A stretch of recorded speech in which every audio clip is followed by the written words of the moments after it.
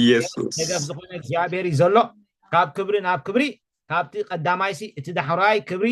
እዛ ቤት እዚኣ ክበልጽ እዩ ይብል እግዚአብሔር ጎይታ ሰራዊት ኣብዛ ቦታ እዚኣ ሰላም ክህብየ ይብል እግዚአብሔር ጎይታ ሰራዊት ሃሌሉያ ኣብዛ ቦታ እዚኣ እንታይ ክህብየ ሰላም ክህብየ ካብ ቀዳማይ ክብሪ ናይ ዛቤት እዚኣ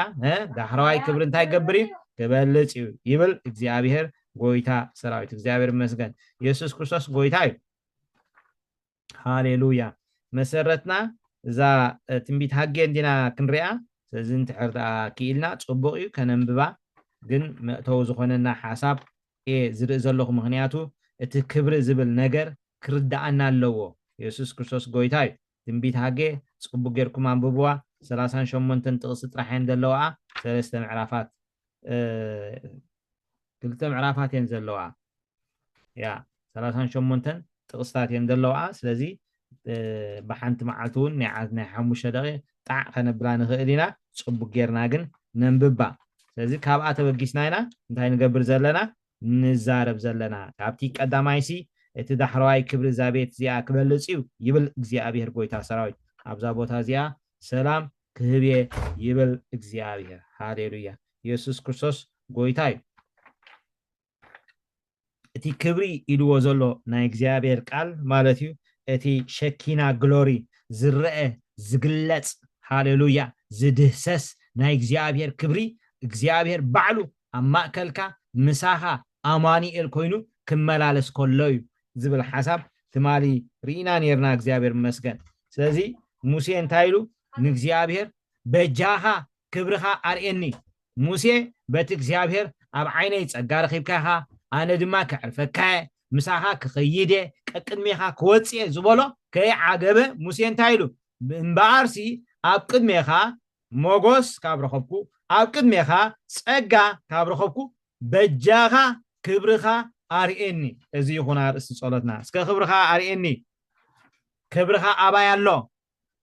ሃሌሉያ እምበኣር በጃኻ ክብርኻ ኣርኤኒ በሎ ክብርኻ ኣርኤኒ በሎ ኢየሱስ ክርስቶስ ጎይታ እዩ ስለዚ እግዚአብሔር ድማ እንታይ ይመልስሉ ኩሉ ለውሃተይ ኣብ ቅድሜኻ ክሕልፍ እየ ስም እግዚአብሔር ከዓ ኣብ ቅድሜኻ ክእውጀ ክልተ ነገር ኢልዎ ኩሉ ለውሃተይ ኣብ ቅድሜኻ ክሕልፍ እየ ሃሌሉያ ለውሃት እግዚአብሔር ብህይወትኩም ይሕለፍ ለውሃት እግዚአብሔር ብህይወተይን ብህይወትኩም ይሕለፍ ለውሃት እግዚአብሔር በቤተይን በቤትኩም ይሕለፍ ለውሃት እግዚአብሔር ብናተይን ናትኩም ነገር ይሕለፍ ለውሃት እግዚአብሔር ብዝተን ከፍናያ ዘበለ ኩሉ ይሕለፍ ብሽም ኢየሱስ ለውሃት እግዚአብሔር ክንብል ከለና እግዚአብሔር እቲ ለውሃቱ ከመይ ገይሩ ይአውጅዎ እግዚአብሔር መሓርን ጸጋውን ንኹራት ደንጓይ በዓል ብዙሕ ሳሊ መሓርን እንታይ ጸጋውን ንሕና ድማ ኣብ ሓድሽ ኪዳን ኣሕዋተይ እዚ ለውሃት እግዚአብሔር ኣብ ህይወትና ኣቲ ኣብ ህይወትና መጺ ኣብ ህይወትና ተገሊጺ እቲ ብምሕረት ሃብታም ዝኾነ ኣምላኽ ስለታ በኣ ዘፍቀረና ዓባይ ፍቅሩ ንሕና ብበደልና ሙታት ከለና ኤፌሶን 2:6 ንሕና ብበደልና ሙታት ከለና ምስ ክርስቶስ ሕያዋን ገበረና ብጸጋ ኢኹም ዝደሓንኩም መሓርን ጸጋውን ረኣይዎ ሙታት ዝነበርና እግዚአብሔር ምሕረት ገይርና ሙታት ዝነበርና እግዚአብሔር በክርስቶስ ኢየሱስ ስለታ ዓባይ ፍቅሩ ኢሉ አቡ አቅሪብና ሃሌሉያ ቀሪብካ ኢኻ አሜን ደሓወይ ሓፍተይ ቀሪብካ ኢኻ ቀሪብኪ ኢኺ ቀሪብካ ኢኻ ርሑቕ ኣይኮንካን ሃሌሉያ ጋሻ ኣይኮንካን መጻዕተኛ ኣይኮንካን ስድራቤት ኣብቲ ስድራቤት ኣምላኽ እንታይ ኮንካ ኢኻ ኣቲኻ ኢኻ እግዚአብሔር ተመስገነ ይሁን ስለዚህ እግዚአብሔር መሓርን ምሕረቱን ጸጉን እቲ ንዳዊት ዘተስፈዎ ነባሪ ጸጋ ድማ ማለት እዩ ነባሪ ጸጋ ኢልና ነርና እዚ ነባሪ ጸጋ እዚ ድማ ኣብ ሓድሽ ኪዳን ምስ መጸ እንታይ ኢሉ ካብ ምልኣቱ ጸጋ ኣብ ልዕሊ ጸጋ ተቀበልኩም ክትቅበሉ ይኮነን ተቀቢልኩም ኢኹም እስከ ተቀቢለ ይበሉ አሜን ጸጋ ካብ ምልኣቱ ዝተለዓለ ተቀቢለ ካብ ምልኣቱ ጸጋ ኣብ ልዕሊ ጸጋ ጸጋ ጥራሕ ዘይኮነ ጸጋ ኣብ ልዕሊ ጸጋ አሜን ኣምላኽ መስገን ሰናይነቱ ቅንዕንኡ ርሕራሕኡ ሙሉእን ጽቡቕን ውህበቱ ኣብ ህይወትና ሓሊፉ እዩ ሙሉእን ጽቡቕን ውህበት ካብቲ ለውጢ ወይ ድማ ምምላጥ ጽላሎት ዘይብሉ ኣቦ ብርሃናት እዩ ዝመጽእ ካበይ ካብቲ ለውጢ ወይ ድማ ምምላጥ ጽላሎት ዘይብሉ ኣቦ ብርሃናት እዚዩ ለውሃቱ ኣሕዋተይ እዚ ለውሃቱ እግዚአብሔር ተመስገነ ይሁን ስለዚህ ሎም መዓልቲ ክንቅጽል ኢና ፍትሓዊ ጻድቕ እዩ فتحي يوصالكا صدقي بكا إلنا نيرنا يسوع كريستوس غويتاي أملاك مسكن كاب كبرنا بكبر سكبل حجون كاب كبرنا بكبر خقعازي كاب كبرنا بكبر خساجري كاب كبرنا بكبر خديبه كاب كبرنا بكبر خواتيه هاليلويا praise God amen هاليلويا أبولي كيدان أحواتي أبولي كيدان نا إخزيابير كبر خجلت كله بزرع خبري زجلت نيو أبنت بدبنا بحوي بماي بمنكت كات منزري زات 10 شمون تدارينا زات 10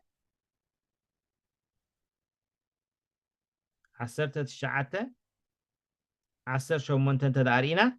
إخزيابير بحوي ناوس لزورده كل كرنسينا انت يقبر نيرو يتكخ نبره تكخ كم تكئتون كابو عرقه كل تخرن أزيو أنكتكته ريوهم اتنا إخزيابير كبري بحوي ناب كرنسينا لزورده ات كرنسينا انت يقبر نيرو يتكخ نيرو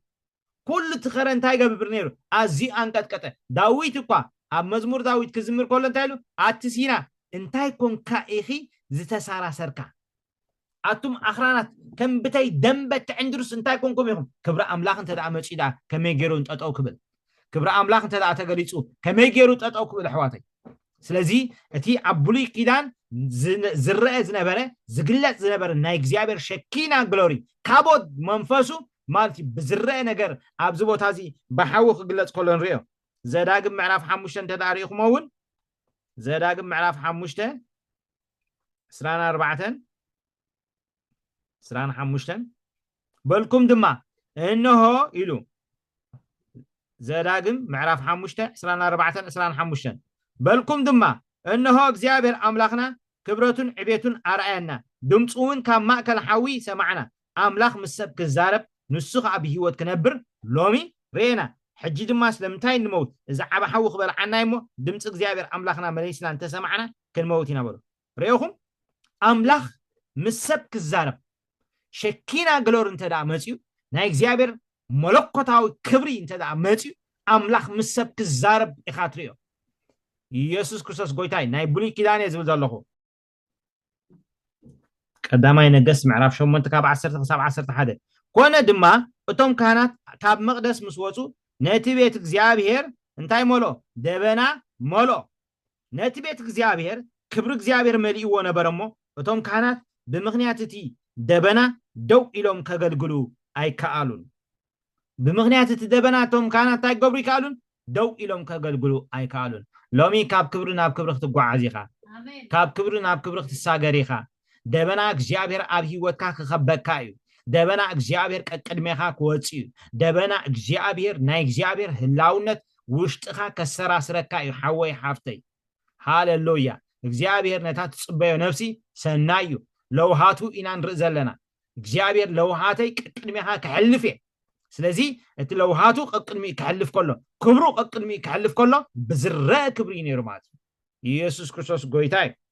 ኢሳያስ 6 ኩላትና ንፈልጦ ኢና በታ ንጉስ ዕዝያ ዝሞተላ ዓመት ኢሉ ይጅምር በታ ንጉስ ዕዝያ ዝሞተላ ዓመት ካብ 1 ክሳብ 3 ካብ 1 ክሳብ 4 በታ ንጉስ ዕዝያ ዝሞተላ ዓመት ኣነ ንእግዚአብሔር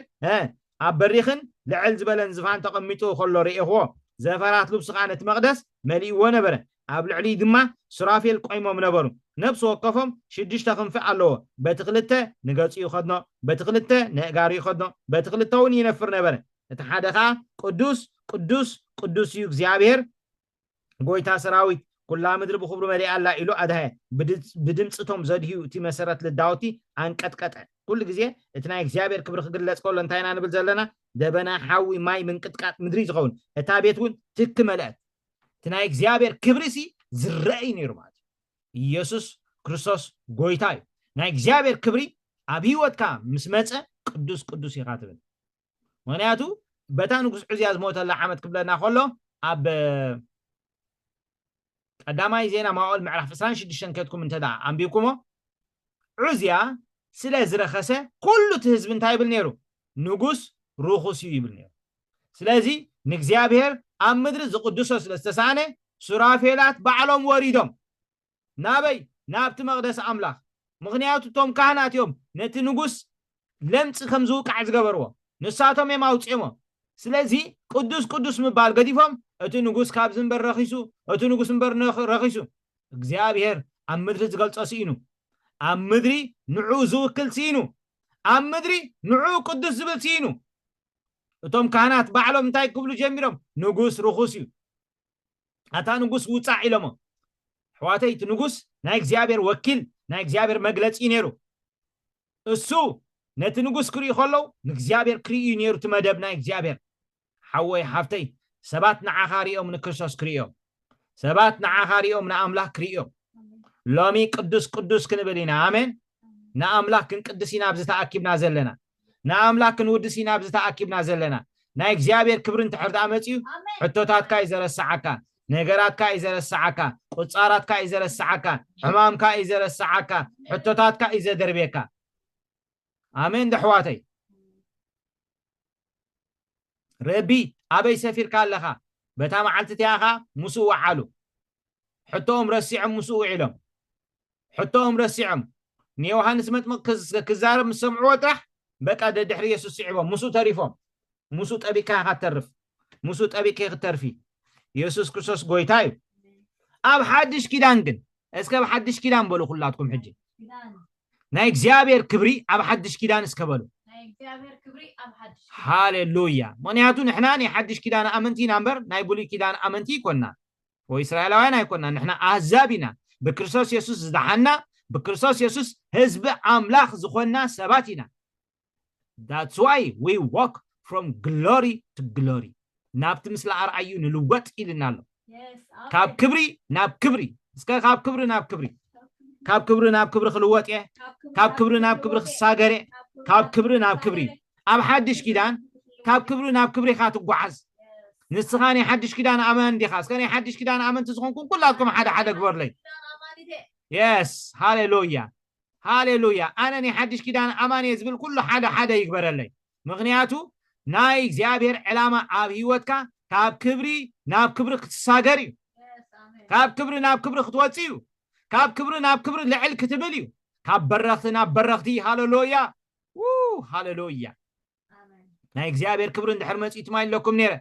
የዘምረካ ይዕልለካ ሃሌሉያ ቋንቋኻ ይልውጦ ዘረባኻ ይልውጦ መንነትካ ይልውጦ ሕቶታትካ ይድርብዮ ሃሌሉያ ስለዚ ኣብ ሓድሽ ኪዳን ክብሪ ኣምላኽ ኣብ ኢየሱስ ክርስቶስ ተገሊጹ ይመጽና ኣሜን ዶ ኣብ ሓድሽ ኪዳን ክብሪ ናይ እግዚአብሔር ኣብ ክርስቶስ ኢየሱስ ተገሊጹ ይመጽና ዮሐንስ 1:14 ንንብብ ኩላትና ሃሌሉያ ንሕና ናይ ሓድሽ ኪዳን ኣመንቲና ኢለለኹ ዮሐንስ 1:14 የራፓንታላባ ክራሺዲባባ ኦ ሃሌሉያ እቲ ቃል ስጋ ኾነ ጸጋን ሓቅን መሊእዎ ከዓ ኣባና ሓደረ ክብረቱ ድማ ከም ክብሪ ናይቲ ሓደ ወዲ ነቡር ኢና ናይ መን ክብረት ናይ ቦ ክብረቱ ሲ ከምቲ ሓደ ወዲ ነቡ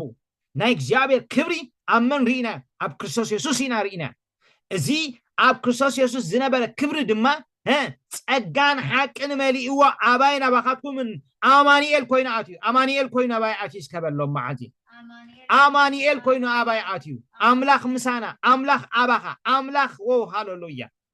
ኣነን ኣቦናኡ ንመጽእ ማሕደር ንገብር ዝበለ እዚ ክብሪ እዚ ኣባይ ኣትዩ ብክርስቶስ ኢየሱስ ዝተገልጸ ክብሪ ኣባይና ባኻትኩም ኣትዩ ኢየሱስ ክርስቶስ ጎይታ እዩ ኢየሱስ ክርስቶስ ክብሪ ኣቦ ሒዙ ናብዚ ምድሪ ክመጽእ ከሎ ንኣሕዛብ ብርሃን ኢልዎ ንኣሕዛብ እንታይ ብርሃን እዩ ኢልዎ ንደቂ እስራኤል ከንታይ ኢልዎ ክብረት ኢልዎ ሉቃስ 2:32 ረአዩ ሉቃስ ምዕራፍ 2:32 ጎይታይ ኢልዎ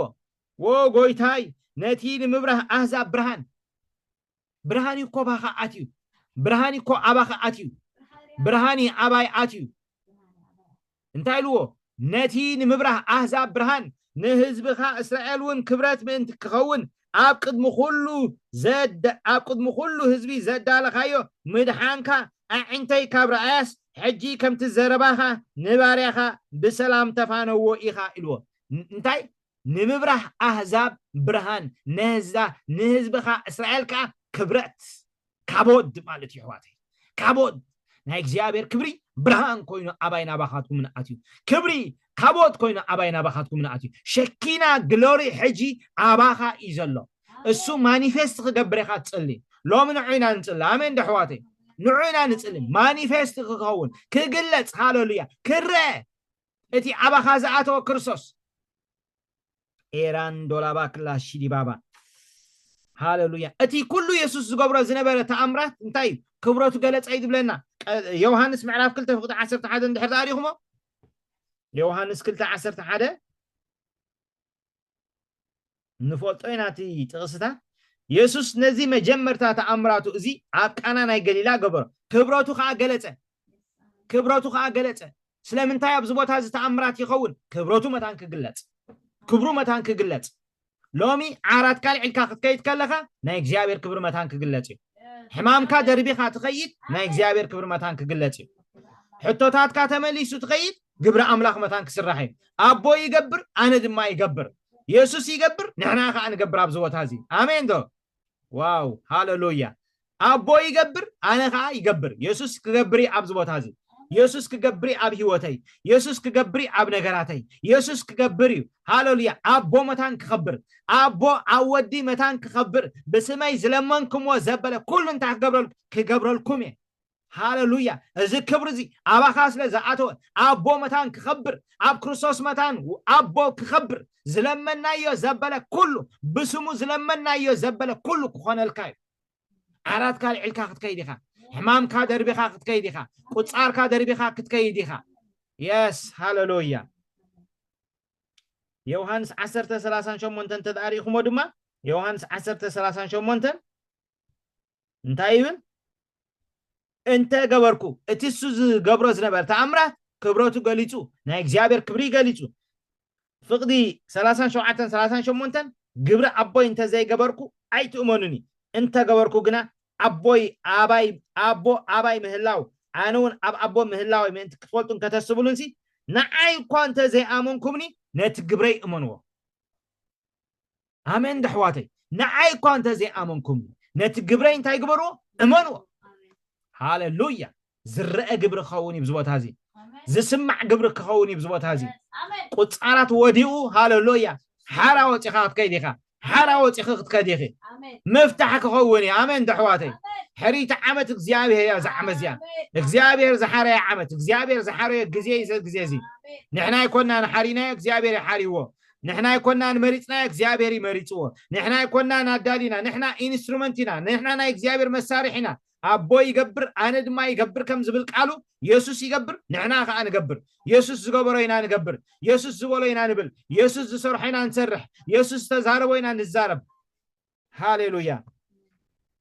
ስለዚ ኣብ ኢየሱስ ተገልጸ ክብሪ ኣባኻ ኣሎ ኣባይ ኣሎ ኣባና ኣሎ ሕዋተይ ኣሜን እዚ ኣብ ኢየሱስ ዝተገልጸ ክብሪ ኣባይን ኣባኻትኩምን ኣሎ ምክንያቱ እዚ ክብሪ እዚ ኣምላኽ ብወንጌል ገይሩ ኣብ ልብና ኣብርሂዎ እዩ ካልኣይ ቆሮንጦስ 4:4 ረኣዩ ካልኣይ ቆሮንጦስ 4:4 ስለምንታይ ኢየሱስ ናብ ዝምድሪ ክመጽእ ከሎ ንኣሕዛብ ብርሃን ንእስራኤል ድማ እንታይ ኮይኑ ይመጽእ ክብረት ኮይኑ ይመጽእ ኣሕዋተይ ንኣሕዛብ እንታይ ኮይኑ ይመጽእ ብርሃን ኮይኑ ይመጽእ ስለዚ እቲ ብርሃን ኮይኑ ዝመጸ ኣባይና ባኻትኩምን ናይ ምድሓና ወንጌል ምስ ሰምዓና ብኡ ድማ ምስ ኣመና ብናይ ተስፋ መንፈስ ቅዱስ ተሓቲምካ ሓወይ ማሕተም መንፈስ ቅዱስ ኣሎ ኣብ ውሽጥኻ ናይ ኣምላኽ ማሕተም ኣሎ ኣብ ውሽጥኻ እንታይ ኢሉ ምዕራፍ 4:4 እቲ ወንጌል እቲ ብርሃን ወንጌል ናይ ክብሪ ክርስቶስ ንሱ ከዓ ምስሊ ኣምላኽ ምእንቲ ከይብርሃሎምሲ ኣምላኽ ዝዓለም እዚኣ ንሓሳብቶም ዘይኣምኑ ኣዕሮ ታደልያ ዘለኹ እቲ ብርሃን ወንጌል ናይ ክብሪ ክርስቶስ ንሱ ከዓ ምስሊ ኣምላኽ ርኢኹም ናይ እግዚአብሔር ክብሪ ናይ እግዚአብሔር እቲ ናይ እግዚአብሔር ክብሪ በክርስቶስ ኢየሱስ በወንጌል ገይሩ ኣባይን ኣባኻትኩምን ኣትዩ ሕጂ ማሕተም መንፈስ ቅዱስ ኣለካ እዚ ክብሪ እዚ ኣባኻ ሓዲሩሎ እግዚአብሔር ይመስገን ንቃል ኣምላኽ ምስ ተቀበልካዮ ንቃል ኣምላኽ ኣሜን ምስ በልካዮ ክርስቶስ ኢየሱስ ኣባኻ ተስፋ ክብሪ እዩ ሓወይ እስከ ክርስቶስ ኣባይ ተስፋ ክብሪ ይበሉ ቆሎሴ 1 ረኣዩ مغنياتو دحر بو غيرنا سلن صلي قرب تقسات ابزح بلا زلخو يسوع كريستوس غويتاي نقال املاح مستقبلنا ما حتى منفس قدس انتاي كويننا تحاتيمنا اينا افيسون حدا فقد 13 لكم ناي مدحنكم قال وانجيل مسامنكم بودما ناي مدحنكم قال وانجيل مستقبلكم بودما مسامنكم بناي تسفا منفس قدس انتاي غبركم تحاتنكم نسو انتايو عربون رسناي يلو والله እግዚአብሔር ተመስገነ ይሁን ንምድሓን ድማ ጥሪትና ኢሉ والله هاللويا اتنزز دالونا عربون منفس ذهبنا دما املاخي تباهيل الله እግዚአብሔር ተመስገነ ይሁን አባ አቦ ኢልና ክንጽውዖ መንፈስ ወዱ አባና ላአኾ መንፈስ ቅዱስ አብልብና ላአኾ መንፈስ ቅዱስ አብልብኻ ሓዲሩ አሎ ድሕሪ ደጊም ንስኻ ቤት መቅደስ ህያው አምላኺኻ እቲ ናይ እግዚአብሔር ሸኪና ግሎሪ ኣብቲ ቤት መቅደስ ይግለጽ ከም ዝነበረ ሕጂ ድማ እቲ ናይ እግዚአብሔር ግሎሪ እቲ ናይ እግዚአብሔር ሸኪና ዝኾነ ግሎሪ አባይን አባኻትኩምን ኣብቲ ቤት መቅደሱ ኣብቲ ቤት ዘይተገብረ መቅደስ አባይን አባኻትኩም እንታይ ኮይኑሎ ሓዲሩሎ እግዚአብሔር ተመስገነ ይሁን ስለዚ ኢየሱስ ክርስቶስ አባይን አባኻትኩም እንታይ ተስፋ ክብሪ ቆሎሴ 1:27 ኣብቲ ክብሩ ነዚ ምስጢር እዚ ኣብ ኣሕዛብ እንታይ ምዃኑ ከፍልጦም ንዝደለዮም ኢሉ ንሱን ክርስቶስ አባኻትኩም ተስፋ ክብሪ ክርስቶስ አባይ ተስፋ ክብሪ ይበሉ ሕጂ ክርስቶስ አባይ ተስፋ ክብሪ ሃሌሉያ ክርስቶስ አባይ እንታይ ተስፋ ክብሪ እዚ ምስጢር እዚ ምስጢር ይልወሎ አጋንንተ አይፈልጦንም አጋንንተ አያስተውዕሎንም ዓሻ ያስተውዕለኒ ዳንደ ድማ አይፈልጦኒ እዚ ፍልጠት እዚ ኣዝዩ ይገርመኒ ልዑልሞ ከስተውዕሎ እንታይ ይገብርኒ አይክእልኒ ሃሌሉያ ሪኢኹም ክርስቶስ አባይና ባኻትኩም ተስፋ ክብሪ እቲ ምስጢር አምላኽ ዝኾነ ክርስቶስ እቲ ክብሪ አምላኽ ዝኾነ ክርስቶስ አባይን አባኻትኩም ኣብ ውሽጥና ኣብ ልብና ተስፋ ክብሪ እግዚአብሔር ተመስገነ ይሁን ስለዚህ ክርስቶስ ኢየሱስ ነዚ ክብረት እዚ ሂብናዩ ዮሐንስ 17 ተአንቢኩም ወንጌል ዮሐንስ 17 23 بحسابي هاليلويا بأندنت فتصمات كونو عالم دما كم تنعيز لأكانن زفكر كانن كومو نعاتاتهم ون كم زفكر كايوم من تقتفلتسي نحنا حدا كم زخونا أنا أباتاتهم نسخاون أباي حدا من تخونو أنا تذهب كان خبري هابكم سكا تقبليه بولو كبر أملاح تقبليه بخرصوص يسوس تقبليه أنا تذهب كان خبري كهوبا ميديو أب سماي مسموصو هوبا ميديو أنا تذهب كان كبري انتاي قبركم هابكم إذا خبر زي هاليلويا إذا خبر زي مسابون مسودن حدا زقبري حجين بعر إذا خبر زي أمانيل كوينو مسانا له أمانيل كوينو أبانا حدير له بيت مقدس غيرنا صدق أملاخ غيرنا حواتي بيت مقدس غيرنا صدق أملاخ غيرنا هاليلويا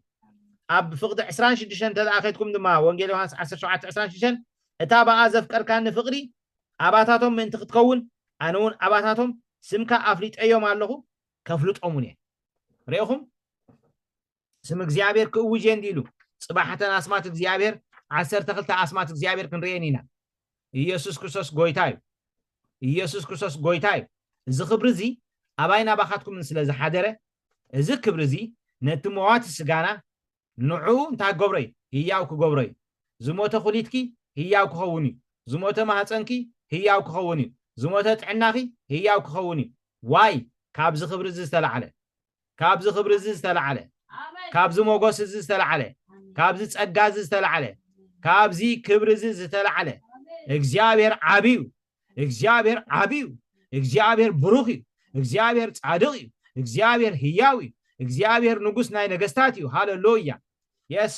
ንሱ ነተማት ስጋኹም ታኽገብሮይ ህያው ክገብሮይ እቲ ንክርስቶስ ኢየሱስ ካብ ሙታት ዘተንስአ መንፈስ አባኻትኩም እንተዳ ሓዲሩ ሃልዩ ንሱ ድማ ነተማት ስጋኹም በቲ አባኻትኩም ሓዲሩ ዘሎ መንፈስ ገይሩ በን بحدا أجلجالي يكونن بحدا باستر يكونن بحدا حواري يكونن بتي أباخا حدير زلوا منفس قدس بتي أباخا حدير زلوا كبري لو ما عاد تحديث كا تحدريخا لو ململم كا تحدريخا استخا خلملمي لو ما عالتي سركا نامايك زرقاحي لو ما عالتي إنه هالوليا أنا أفريقيا دما أولي عقري أولي كحزي حوي حفتي أولي نحد على كندي كم زعبين كم زج أبتبون كلاتنا نفلتينا سلازم بار حواتي ذكر برزي أباينا بخاتكم من انتاي كوين الله حاديرو الله سلازم بار انتاي يداقو عزنا حجي ناب كبري سكتا مسجن بولنا أملاخ هاليلويا سكتا مسجن بولون قوي تحجي هاليلويا تمسجن أبو بلو نكرساس يسوس زتنسأ منفس أباي حاديرو الله نسو نزموات سقاي هياو كقبري هاليلويا هياو كقبري بشم يسوس أتوم استفال عليه حمامات حسكم مسيحهم زلهم أكابتي زحمة كفل عكالاتكم هياو كقبري ندابلكم أو متوى داوكم يس حاموس مسكرنا حسكم كتمسيحهم حاموس قال لهم بقى مسكرنا حسكم كتمسيحهم مسكرنا حسكم كتمسيحهم جالابا تورا دابا سيدي بابا ريا بونتيلي دي لبكرا جيدي بابا جالابا تورا دابا كلاسيا بوكانتا لابا كلا جيدي بابا